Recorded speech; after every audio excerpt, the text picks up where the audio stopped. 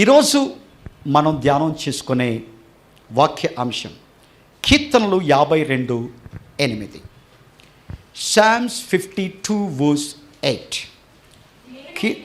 నేనైతే దేవుని మందిరములో పచ్చని ఒలీవ చెట్టు వలె ఉన్నాను. చాలండి. ఏంటి? నేనైతే చెబుదాం అందరం. నేనైతే దేవుని మందిరములో పచ్చని ఒలీవ చెట్టు వలె ఉన్నాను. నేనైతే అని ఎప్పుడు ఉపయోగిస్తాం చెప్పండి? ఇతరులతో కంపేర్ చెప్పి వాడు అలాగున్నాడు, వాడు అలాగున్నట్లు కాకుండా నేనైతే ఇలాగుంటాను అంటావా? దావీదు కూడా ఏమంటున్నాడంటే నేనైతే. దీని యొక్క చరిత్రను మనం అర్థం చేసుకోవాలంటే 52వ కీర్తన యొక్క హెడ్డింగ్ ఒకసారి మనం చూడాలి. ఇక 52వ కీర్తన హెడ్డింగ్ ఒకటి ఉంటుంది, ఒకసారి చూడండి. అది ఏదేమీయుడైన దోయోగు సౌలు నొద్దకు వచ్చి దావీదు అబీమెలెకు ఇంటికి వచ్చి ఉన్నాడని అతనితో చెప్పినప్పుడు దావీదు రచించిన దైవ ధ్యానము. సరే, నా వైపు చూడండి. మనము చదువుకున్న ఇక చిన్న అక్షరాలు హెడ్డింగ్లో నలుగురు కనిపిస్తున్నారు. ఇక్కడ మనకి నలుగురు కనిపిస్తున్నారు. మొదటి వ్యక్తి ఎవరండి? దోయేగు. ఏదేయుముడైన దోయేగు ఒక వ్యక్తి. రెండో వ్యక్తి ఎవరంటే అహీమెలెకు అనే ఒక వ్యక్తి. ఈయన ఎవరంటే యాజకుడు. యాజకుడు అంటే పాస్టర్. అహీమెలెకు. ఇంకొక వ్యక్తి మనకు కనిపిస్తున్నారు. ఆయన ఎవరు? సౌలు. ఇంకొక వ్యక్తి కనిపిస్తున్నారు. ఎవరు మనకి?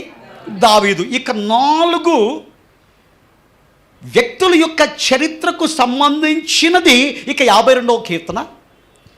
ఇక చరిత్రను మనం అర్థం చేసుకోవాలంటే మీరు ఇంటికి వెళ్ళిన తర్వాత మీరు మొదటి సమూయేలు గ్రంథం 21, 22 అధ్యాయాలు మీరు చక్కగా చదివితే నేను చెప్పబోయే అంశాలన్నీ కూడా దాంట్లో కనిపిస్తాయి. కాబట్టి మొదట మనం చరిత్రలోనికి మనం వెళ్దాం. దయచేసి నా వైపు చూడండి. మీరు ఇంటికి వెళ్ళిన తర్వాత బైబిల్ మీరు చదవండి. ఇంటికి వెళ్ళిన తర్వాత బైబిల్లో ఉన్న ఆ యొక్క 2 అధ్యాయాలు, మొదటి సమూయేలు గ్రంథం 21, 22 అధ్యాయాలు మీరు గమనించండి.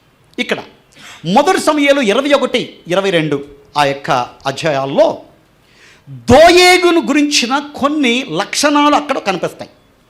ఏంటి? దోయేగు. ఈ దోయేగులో ఉన్న యొక్క లక్షణాలు గురించి మనం ఆలోచన చేసినప్పుడు వీడి కేటగిరీ ఏంటంటే అక్కడ మాటలు ఇక్కడ, ఇక్కడ మాటలు అక్కడ చెప్పే కేటగిరీ. ఎవడు? దోయేగు యొక్క లక్షణం ఏంటంటే అక్కడ మాటలు ఇక్కడ, ఇక్కడ మాటలు అక్కడ. దోయేగు యొక్క లక్షణం అది. అక్కడ మీరు బైబిల్లో చదివితే తెలుసుద్ది. నేను ఇంకా చెబుతాను ఏం చేశాడు వీడని. రెండోది ఏంటంటే వీడు దిగజారుడు తనం కలిగిన వ్యక్తి. తన స్వార్థం కోసం ఎంతకైనా దిగజారిపోతాడు. ఎవరన్నా కొంపన్న కూల్చుతాడు, ఎవరు కొంపన్న ముంచుతాడు, ఎవరినైనా చంపేదానికి కూడా సిద్ధమే. అలాంటి దిగజారుడు తనం కలిగిన వాడేవాడంటే దోయేగు. మూడవది, అసలు ఈ దోయేగు ఎవరంటే సౌలుకి కొంతమంది కాపర్లు ఉన్నారు. ఆ కాపర్లకు నాయకుడు వీడు. ఎవరు? దోయేగు. కాపర్లకు, గొర్రెల కాపర్లకు నాయకుడిగా ఉన్నాడు. ఎవరు? దోయేగు. ఈ దోయేగు ఏం చేస్తాడంటే సౌలు అనే రాజు దగ్గర పేరు సంపాదించాలని చెప్పి, ఆ యొక్క సౌలును మెప్పించాలని చెప్పి, ఆ సౌలును గణపరచాలని చెప్పి, ఆ సౌలు దృష్టిలో మంచివాడిగా ఉండాలని అనిపించుకునే దానికి ఎంతటి కళ్ళబొల్లి కబుర్లు చెప్పేదానికైనా వెనుకంజ వేయని యొక్క లక్షణం ఈ దోయేగులో మనకు కనిపిస్తుంది. ఇంకా మీకు బాగా అర్థం అవ్వాలంటే వీడు లింకులు గాడే. అంటే ఏంటంటే లింక్ పెట్టేవాడు అన్నమాట. కొంతమంది లింకులు అమ్మలు ఉంటారు, లింకులు అయ్యలు ఉంటారు. కుటుంబాల్లో ఉంటారు, సంఘాల్లో ఉంటారు, జాబ్ చేసే ప్రదేశాల్లో ఉంటారు, ఇక లోకంలోనే అన్ని ప్రదేశాల్లో కూడా ఏంటంటే అక్కడ చెప్పి ఏం చేస్తారు, ఏదో ఒక దాన్ని సమస్యను సృష్టించగలిగే వ్యక్తిత్వం కలిగిన అనేక మంది ఇక లోకంలో ఉంటారు. అలాంటి వారికి నిదర్శనం ఎవరంటే, అలాంటి వారికి డెఫినేషన్ ఎవరో తెలుసా, అలాంటి వారికి హెడ్ ఎవరో తెలుసండి, దోయేగు. సరే, ఇప్పుడు ఏం జరిగిందో మనం చూద్దాం.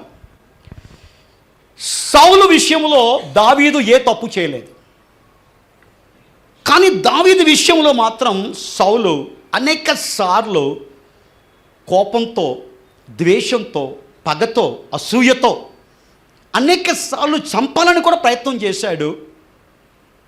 అలాంటి పరిస్థితుల్లో సౌలు ఎప్పుడూ కూడా దావీదును శత్రువుగానే చూశాడు, కానీ దావీదు మాత్రం సౌలును ఎప్పుడూ శత్రువుగా చూడలేదు. ఇతడు దేవుని చేత అభిషేకించబడిన వాడు కాబట్టి దేవుని చేత అభిషేకించబడిన వాడికి నేను శత్రువుగా ఉండకూడదు. ఎందుకంటే దేవుని చేత అభిషేకించబడిన వానికి నేను శత్రువుగా ఉన్నట్లయితే నేను దేవునికే శత్రువును అవుతాను. కాబట్టి నేను ఆ పని చేయను. ఆ యొక్క సౌలు సరిగా చేస్తున్నా లేదా నాకు అనవసరం, కానీ నేను మాత్రం దేవునిందు భయభక్తులు కలిగి జీవిస్తానని చెప్పి దావీదు తనకున్న ప్రత్యేకతను ఏం చేశాడంటే కాపాడుకున్నాడు. ఇక సౌలు ఏం చేస్తున్నాడంటే ఈ దావీదును చంపాలని చెప్పి ప్రయత్నం చేశాడు. ఒకరోజు ముహూర్తం పెట్టాడు. ఎక్కడ ముహూర్తం ఏంటంటే తన కుమారుడైన యోనాతాను ఇంటిలో ముహూర్తం పెట్టాడు.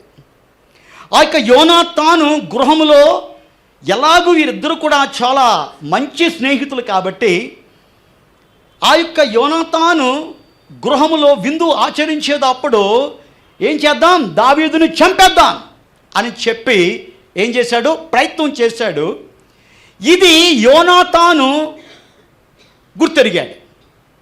తన తండ్రి యొక్క చెడ్డ హృదయం, తన తండ్రి అయిన సౌలు యొక్క కుట్రను చూసి వెంటనే దావీదుని చెప్పాడు, నువ్వు ఇక్కడ ఉండవు, తెలుపు అన్నాడు.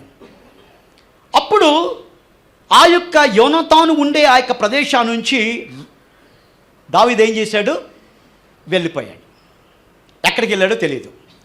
అప్పుడు ఈ వర్తమానం ఎవరికి వచ్చింది, సౌలుకు తెలిసింది. సౌలు వచ్చాడు. వచ్చేసరికి దావీదు లేడు అక్కడ. అప్పుడు యోనాతాను అడుగుతున్నాడు, ఏడ్రా నీ ఫ్రెండు?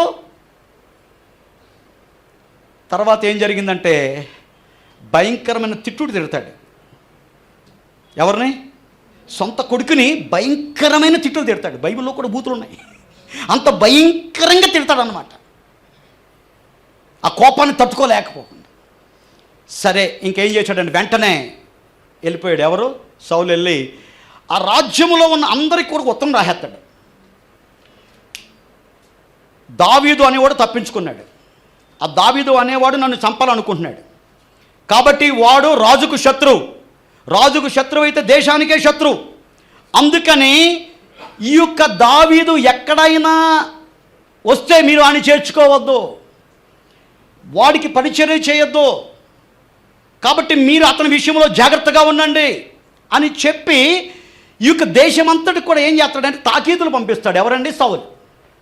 అందరికీ కూడా వెళ్ళిపోయినాయి అన్ని లెటర్స్ వచ్చి. అప్పుడు ఏం జరిగిందంటే ఈ యొక్క దావీదు ఈ యొక్క యాజకుడైన అహీమెలెకు ఇంటి దగ్గరకు వస్తున్నాడు. అహీమెలెకు చూశాడు, ఏంట్రా బాబు ఈడేంటో చెప్తున్నాడు దగ్గరికి అనుకుంటున్నాడు అని చెప్పి అనుకుంటా ఉండగా తలుపు వేసుకుందాం అనుకుని లేకుండా దావీదు వచ్చేసి ప్రైజ్ లార్డ్ పాస్టర్ గారు అన్నాడు. ఇంకేం చేస్తాడు? ప్రైజ్ లార్డ్ పాస్టర్ అన్నప్పుడు లోపలేమో టెన్షన్. కారణం ఏంటి? రాజు చెప్పాడు ఎవరిని? దావీదుని చేర్చుకోకూడదు. కానీ ఏంటి వచ్చేసి నా ఇంటికే వచ్చాడు, ఎంతోమంది ఉన్నాయి కానీ నా దగ్గరికి వచ్చాడు అని చెప్పాడు. వచ్చేసి ఇంకా పాస్టర్ గారు ఎలా ఉన్నారు, బాగున్నారా అని చెప్తా ఉంటే ఏమన్నాడంటే ఇంకా బాగున్నాను ఏంటి ఎందుకు వచ్చా ఏంటి ఎందుకు అయిపోయింది కదా, మాట్లాడావు కదా, వెళ్ళిపో అన్నాడు. అప్పుడు దావీదు వెళ్ళకుండా ఏమనంటే, సార్ ఆకలి అవుతుంది సార్, కొంచెం ఏమైనా మీ దగ్గర భోజనం ఉంటే పెట్టండి సార్ అన్నాడు. ఇదెక్కడ గొడవరా బాబో, వదిలించుకుందాం అనుకుంటే వీడు తగులుకుంటున్నాడు అని చెప్తున్నాడు. ఎవరో అహీమెలెకు యాజకుడు అనుకుంటున్నాడు. ఎవరిని చూసి? దావీదుని చూసి. అప్పుడు ఏం చెప్పాడంటే, నాయనా నా ఇంట్లో నా సంగతి తెలిసాడు, నేను పాస్టర్ రా నాన్న, నా దగ్గర ఏముంటుంది అందరూ పెడితే తింటాను నేను, కాబట్టి నా దగ్గర ఏముంది నీకు ఇచ్చేదానికన్నా ఒకటి ఉంది. ఈ యొక్క సన్నిధి రొట్టెలను ఉంటాయి, దేవుని యొక్క సముఖంలో ఉండే రొట్టెలు ఉంటాయి. అవి పరిశుద్ధంగా ఉండేవాడు మాత్రమే తినాలి. కాబట్టి అపరిశుద్ధంగా ఉండి నీకు నేను పెట్టలేను. నేను లోకంలో తిరిగి వచ్చావు కాబట్టి తిరిగి వచ్చి అపరిశుద్ధంగా ఉన్న నీకు నేను ఇక రొట్టెలు నేను ఇవ్వలేను అని ఒక కండిషన్ పెడితే, అప్పుడు దావీదు అన్నాడు, నేను పరిశుద్ధంగా ఉన్నా, అపరిశుద్ధంగా లేను. కాబట్టి ఏమైనా ప్రాబ్లం అయితే నాకు అవుతుంది, నీకేమవుతుంది, కాబట్టి నేను అడుగుతున్నాను కదా అన్నప్పుడు ఈ అహీమెలెకు ఏం చేశాడంటే, ఆ యొక్క పరిశుద్ధమైన రొట్టెలను ఎవరికి ఇస్తాడు? దావీదుకి ఇస్తాడు. దావీదు ఏం చేస్తాడు? తాను తింటాడు, తన వాళ్ళని కూడా పెట్టి, తర్వాత పాస్టర్ గారు వెళ్ళొస్తాను అంటాడు. సరే నాయన, ఎంత త్వరగా వెళ్తే నాకు అంత మంచిది, నీకు అంత మంచిది అనుకోండి. వెంటనే దావీదు అహీమెలెకు ఇంట్లో నుంచి బయటకు వస్తున్నాడు. ఆ బయటకు వచ్చినప్పుడు వీడు చూశాడు. ఎవడు చూశాడు? లింక్గా ఉన్నాడు కదా, ఈ దోయేగు అనేవాడు. ఇంకా దావీదుకి ఏం అవ్వలేదు. ఏంటి, దావీదు ఇతని గురించి తెలుసు అనమాట. సరే అని చెప్పి ఎందుకని చెప్పి మళ్ళీ వెనక్కి వచ్చి చూస్తే ఆడెలాగా ఎవడు దోయేగు ఎక్కడున్నాడంటే అహీమెలెకు ఇంటి దగ్గర కూర్చొని ఉన్నాడు.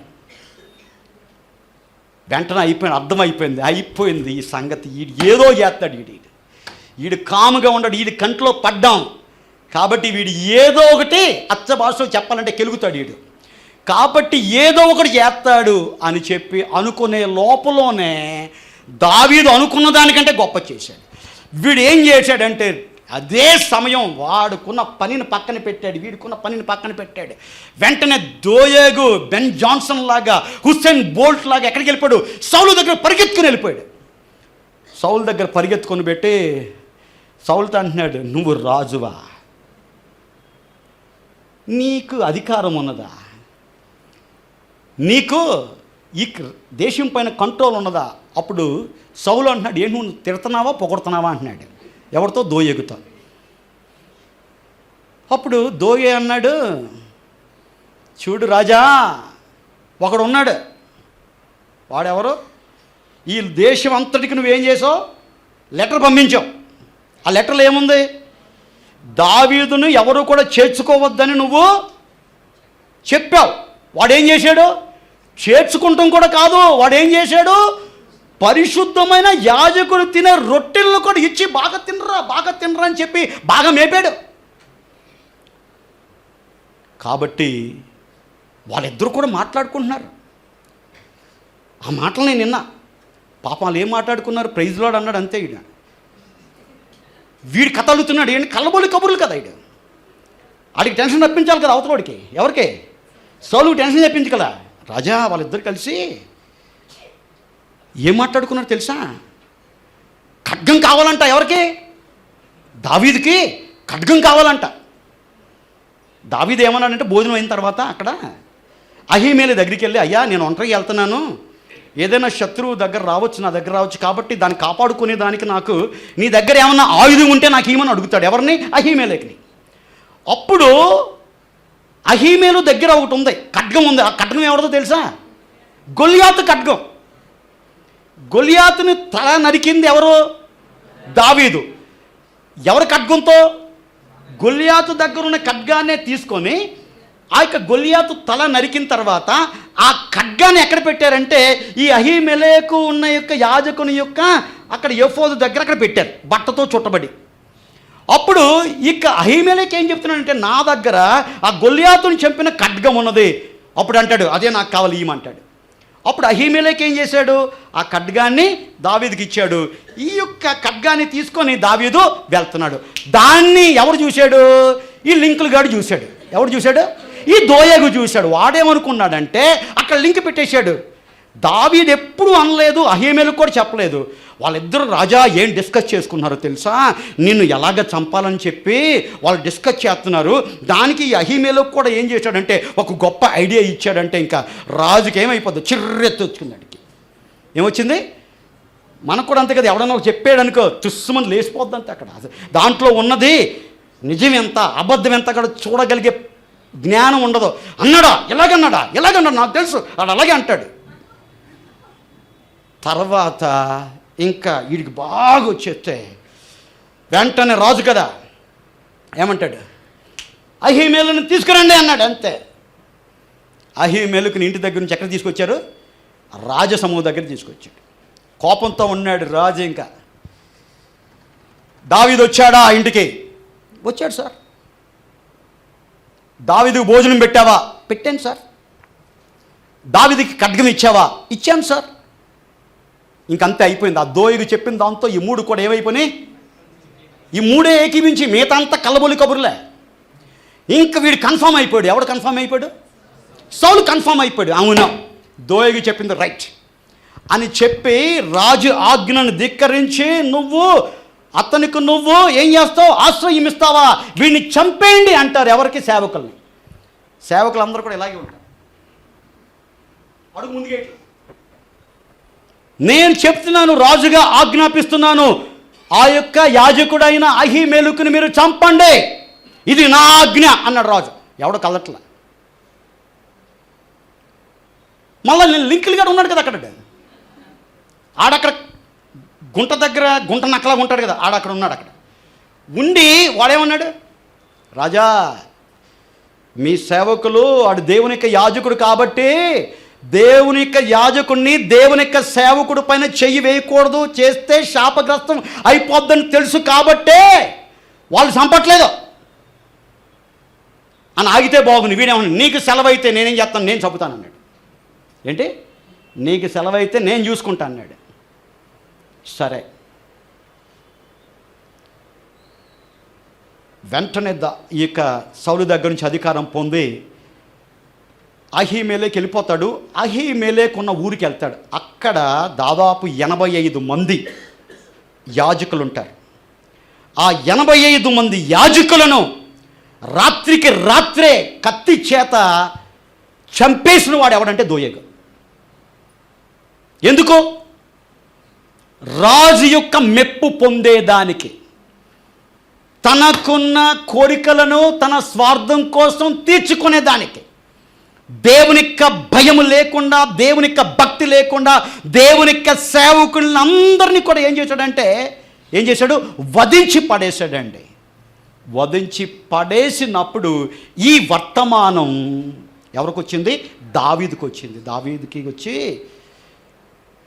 ఎవరో వచ్చి చెప్తారు, దావీదు గారు, మీరు అహీమెలెకు ఇంటికి వెళ్ళటం వలన అహీమెలెకు మాత్రమే కాదు, అహీమెలెకుతో పాటు అక్కడున్న యాజకులందరూ కూడా, సేవకులందరినీ కూడా ఏం చేశాడంటే ఆ సౌలు ఏం చేశాడు? చంపేశాడు. దీనికి కారణం ఎవరంటే దోయేగు అని చెప్పినప్పుడు, అది విన్న తర్వాత దావీదు రాసిన కీర్తన ఏంటంటే ఈ 52వ కీర్తన. ఇప్పుడు చదవండి. ఆ 52వ కీర్తనలో తిట్టుడే తిట్టుడు. ఎవరిని తిడుతున్నాడు? దోయేగుని తింటున్నాడు. ఒరే దోయేగు, బాబు పెట్టినానా, దయచేసి చూడండి. శూరుడా, ఓ దోయేగు, నువ్వు శూరుడు అనుకుంటున్నావురా? చేసిన కీడును బట్టి నువ్వేం చేస్తున్నావు? ఓ దోయేగు, నువ్వు చేసిన కీడును బట్టి నువ్వేం చేస్తున్నావు? అతిశయపడుతున్నావురా? నెక్స్ట్, మోసం చేయవాడా? ఎవడో? ఓ దోయేగు, నువ్వెవడంటే మోసం చేసేవాడు ఎవరా నువ్వు? నీ యొక్క నాలుక ఎలా ఉందో తెలుసా? వాడిగల మంగళ కత్తి వలె ఉందిరా ఒరే దోయేగు. తర్వాత నీవేంటి అంటే నాశనం చెయ్యాలనే ఉద్దేశిస్తున్నావురా ఒరే దోయేగు. మేలు కంటే కీడు చేయటమే, నీతి పలుకుట కంటే అబద్ధము చెప్పుటయే నీకిష్టమురా ఒరే దోయేగు. తర్వాత, కపటమైన నాలుక కలవాడా ఒరే దోయేగు, అధిక నాశనకరమైన మాటలే నీకిష్టమురా ఒరే దోయేగు. తర్వాత, ఒరే ఇంత చేసావు కదా దోయేగు, ఏం చేస్తాడు తెలుసా దేవుడు? నిన్ను ఏం చేస్తాడు? నిన్ను అనగొడతాడు రా. అంత మాత్రమే కాదు, నిన్ను పెళ్ళగిస్తాడు దేవుడు. జాగ్రత్త. ఓ దోయేగు, నువ్వు ఈ పని చేశావు. నేనైతే నా దేవుని మందిరములో పచ్చని ఒలీవ చెట్టు వలె నేను ఉంటాను. దోయేగు, నువ్వు వెళ్ళినట్టు నేను వెళ్ళనురా. నువ్వు మోసం చేసినట్టు నేను మోసం చేయనురా. నువ్వు అబద్ధాలు చెప్పినట్లు నేను అబద్ధం చెప్పనురా. నా యొక్క దేవునికి మహిమకరంగా నేను ఉంచుకుంటాను. నేనైతే నా దేవుని మందిరములో ఏం చేస్తాను? పచ్చని ఒలీవ చెట్టు వలె నేను ఉంటాను. ఇలా చేసిన దోయేగు ఏమయ్యాడు? పెళ్ళగించబడే చెట్టు అయిపోయాడు. అలా చేయని దావీదు పచ్చని ఒలీవ చెట్టు వలె ఉన్నాడు. కాబట్టి ప్రభునందు ప్రియులారా, మన యొక్క జీవితాల్లో ఒక ప్రశ్న వేసుకుందా. కుటుంబంలో దోయేగులు ఉంటారు, దోయేగు అమ్మలు కూడా ఉంటారు, దోయేగు అయ్యలు ఉంటారు. జాగ్రత్త, జాగ్రత్త. ఎవ్వరికి కూడా కీడు చేయకూడదు. మనం కీడు చేసే తలంపు ఉంటే నువ్వు దోయేగువే. ఇతరులకు నష్టం కలిగించే లక్షణం నీలో ఉంటే నువ్వు దోయేగు అమ్మవే. కాబట్టి ఏం చేద్దాం? జాగ్రత్తగా. ఇక దోయేగు ద్వారా దేవుడు మనతో మాట్లాడుతున్నాడు. మీరు దోయేగులాగా ఉండద్దు, కళ్ళబొల్లి మాటలు మాట్లాడద్దు. అక్కడ మాట ఇక్కడ, ఇక్కడ మాట అక్కడ. వీడు చూశాడు, చూస్తే ఆగచ్చుగా. బుద్ధి లేనివాడు, పలికిమాలినోడు ఏం చేశాడు? వీడు ఫాస్ట్గా వెళ్ళిపోవాలి, అక్కడికి వెళ్ళిపోవాలా. అసలే సౌలు రేగుతూ ఉన్నాడు. ఆ రేగే ఓడి దగ్గరికి వెళ్ళి వీడు ఏం చేస్తాడంటే, ఏదో తెలుగులో ఏదైనా కూసే గాడిద ముందు ఏదో అంటారు కదా, మేసే గాడిద ముందు. అబ్బో బాగా తెలుసు. అసలు ఆడే నిప్పుల పైన కూర్చున్నాడు. వీడు వెళ్తాడు అక్కడ. దోయేగు అమ్మలం. అలా చేయొద్దండి. ఇతరులకు హాని కలిగించేది వద్దు. మనం ఏం చేయాలంటే అగ్నిని ఏం చేయాలి? ఆపే వాళ్ళగా ఉండాలండి. అగ్ని పైన ఉప్పేసి దాన్ని మంట పెట్టే వాళ్ళగా మనం ఉండకూడదు. అర్థమైందా? సో ఇది ఒక టాపిక్. నెక్స్ట్ టాపిక్లోకి వస్తాను నేను. మనిషికి సాధారణంగా ఎదుటివాడితో పోల్చుకోవటం అలవాటు. అవునా? తన్ను తాను పోల్చుకోడు, దేవునితో పోల్చుకోడు. పోల్చుకుంటే బతుకు బాగవుద్ది. వీడెప్పుడు మనిషి అన్నవాడు ఏం చేస్తాడంటే, ఇంక్లూడింగ్ నేను కూడా మనిషినే కదా. ఏం చేస్తాం? మనిషి చాలామంది అనుకుంటారు ఎప్పుడు మా గురించే చెబితే పాస్టర్, అమ్మ మీ గురించి కంటే ఎక్కువ నా గురించి మాట్లాడుకుంటాను నేను, తెలుసా? మీరు అనుకోవద్దు. మీకు తగిలితే నాకు తగులుద్ది, డబల్ తగులుద్ది నాకు. ఓకే. సో కాబట్టి ఈ యొక్క సమయంలో మనిషికి ఎదుటివాడితో పోల్చుకోవటం చాలా వాడు. పాస్టర్ అడుగుతాడు ఎవరిని? భర్త తిట్టాడని చెప్పి పురుగుల మందు తిని చచ్చిపోయింది. మరి దాన్ని ఎందుకు కంపేర్ చేయవు నువ్వు? నీ భర్త కూడా తిట్టినప్పుడు నువ్వెందుకు తినవు? అంటే నీకు కావాల్సిన వాటిలో మాత్రమే అంటే పోల్చుకుంటాం, మిగతా వాటిని నువ్వేం చేస్తావు? వదిలేస్తావు. కాబట్టి నీకుగా బతుకు, ఎవరితో పోల్చుకోకు. నీకు నువ్వుగా బతుకు. దేవుడు ప్రతి ఒక్కరి యొక్క ప్రత్యేక రూపంలో నిర్మించాడు. నీకు రూపాన్ని ఇచ్చాడు, నీకు జ్ఞానం ఇచ్చాడు. నీకు నువ్వుగా బతకడం నేర్చుకో. పారాసైట్గా బతకడం నేర్చుకోకు. ఇతరులపైన ఆధారపడి ఇతరుల యొక్క జ్ఞానంతో బతికే వ్యక్తిగా నువ్వు ఉండకు. దేవుడు క్లియర్గా మనతో మాట్లాడుతున్నాడు. నీకుగా బతుకు. నేను అనుకునే ఉండదు ఇంతవరకు. అప్పుడు దేవుడు చెప్పాడు, ఒరే ఆయన ఒకడు ఉన్నాడుగా, ఆయన ఒకడు ఉన్నాడు కదా, నాకు ఒకడు చాలు. నీకు నువ్వుగా బతుకు. నీ స్వరం నీదే. దేవుడు కాపీ కొట్టడు. అదే విషయంలో కూడా యూనిక్గా దేవుడు చేశాడు. చాలామంది చెప్తారు కదా, ఇక లోకంలో అంటే 7 ఒకే రకంగా కనపడతానంట. విన్నారా ఎప్పుడన్నా? అవునా? సరే, అది తప్పండి. అది చూసేదానికి కనపడవచ్చు.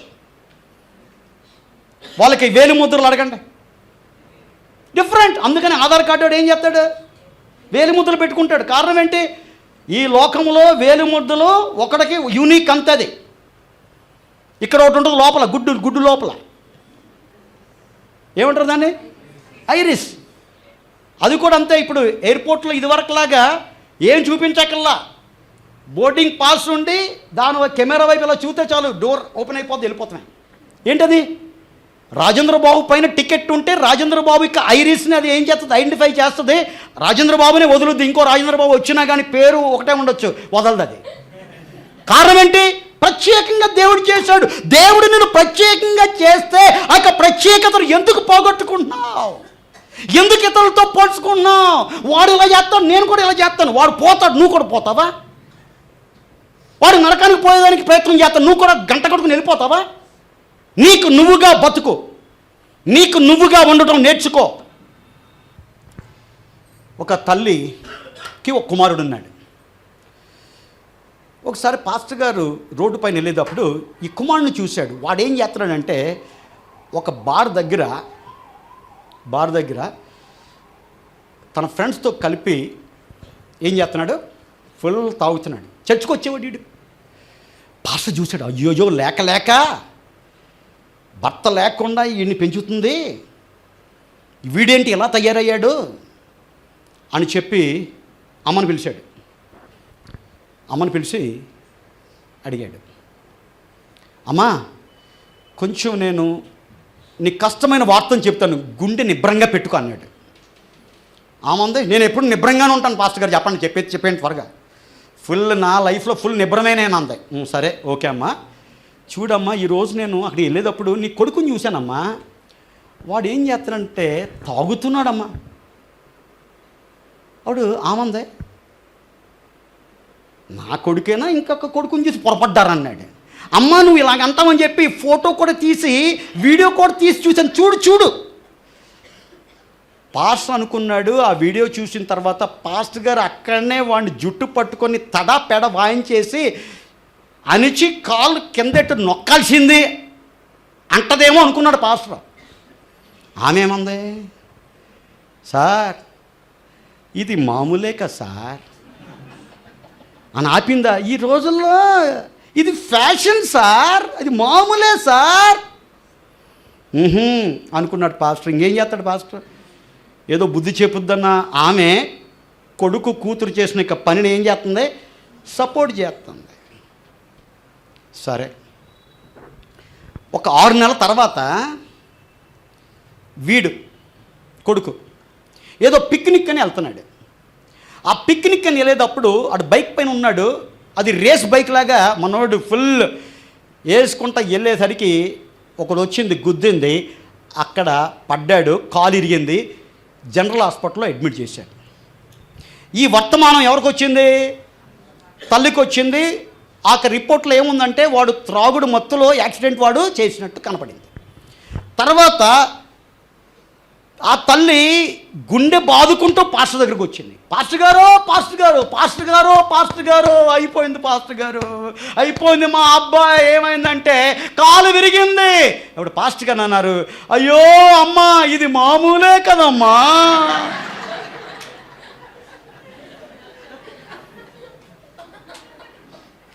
అప్పుడు అమ్మంది, ఇది ఎక్కడో విన్నట్టుంది. విన్నట్టు కాదు నువ్వు అన్నట్టు. ఏంటిది విన్నట్టు కాదు నువ్వు అన్నట్టు. కాబట్టి ప్రభునందు ప్రియులారా,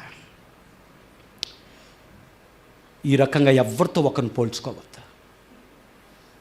దేవుడు తన స్వరూపంతో నిన్ను చేశాడు, ఆయనతో పోల్చుకుందా. నీకు నీలా బతుకు. వాడి మాటలు విని, వీడి మాటలు విని, వీరి మాటలు విని మీరు బతికి మీ బతుకును నాశనం చేసుకోవద్దు. ఈ దోయేగి ఏంటంటే కళ్ళబొల్లి మాటలు చెప్పేవాడు. అక్కడ మాటలు ఇక్కడ మాటలు అక్కడ. నిజమైన దేవుని యొక్క మాటలు విన్నవాడు ఎవరండి? దావీదు. దేవునికి ఇష్టానుసారుడైన మనుషుడు, మనుషులకు ఇష్టానుడైన వాడు ఎవడో తెలుసా? సౌలుకి ఇష్టానుసారుడు ఎవడో తెలుసా? దోయేగు. ఒక ప్రశ్న దేవుడు ఉంచుతున్నాడు, నువ్వు ఎవరి ఇష్టానుసారుడిగా బతికేదానికి నువ్వు ఇష్టపడుతున్నా? దేవునికి చిత్తమైతే నెక్స్ట్ వీక్ మనం ఏం చేయబోతున్నామంటే, నేనైతే నా దేవుని మందిరములో పచ్చని ఒలీవ చెట్టు వలె ఉంటాను అని దేవుని యొక్క మందిరానికి తనకు ఉన్న సంబంధాన్ని ఒలీవ చెట్టుతో దావీదు పోల్చుకున్నాడు. తన భార్యని ఎంతగానో ప్రేమించాడు దావీదు, ఆ సంబంధంతో పోల్చలా. తన కుమారుడైన అబ్షాలోము కోసం ఎంతో బాధపడ్డాడు చచ్చిపోయినప్పుడు, అంతగా ప్రేమించాడు, ఆ యొక్క బంధంతో పోల్చలా. దేవుని యొక్క మందిరానికి తనకు ఉన్న బంధాన్ని, సంబంధాన్ని దేంతో పోల్చాడు? ఇక లోకములో అనేకమైన చెట్లు ఉన్నాయి, ఆ చెట్లతో పోల్చలా. ఒలీవ చెట్టుతోనే పోల్చాడు. అంటే ఆ ఒలీవ చెట్టులో కొన్ని ప్రత్యేకతలు ఉన్నాయి. ఆ యొక్క ప్రత్యేకతలను దేవునికి రాకడ ఆలస్యమైతే నెక్స్ట్ వీక్ మనం ఏం చేస్తామంటే ధ్యానం చేయబోతున్నాం. సో కాబట్టి ఈరోజు మనం జస్ట్ ఇంట్రడక్షన్గా మనం తీసుకున్నాం. దోయేగు ఒక రకంగా ప్రవర్తించాడు, దావీదు ఆ రకంగా ప్రవర్తించకుండా. దోయేగు నువ్వు ఆ రకంగా ప్రవర్తిస్తే నేనైతే నా దేవుని మందిరములో పచ్చని ఒలీవ చెట్టు వలె నేనుంటాను. ఆ రకంగా జీవించడానికి పరిశుద్ధాత్మ దేవుడు మనకు సహాయం చేసి నడిపించునుగాక. ఆమెన్.